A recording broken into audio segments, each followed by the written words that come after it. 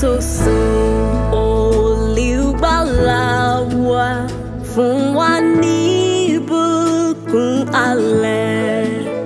A jẹ́wọ́ ẹ̀ṣẹ̀ wa fún ọ, ìwọ ló lè gbà wá là.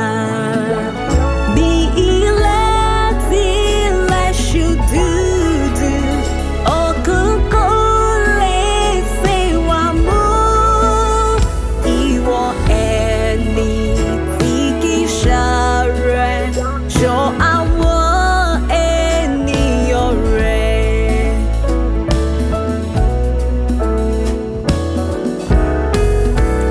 Ká tó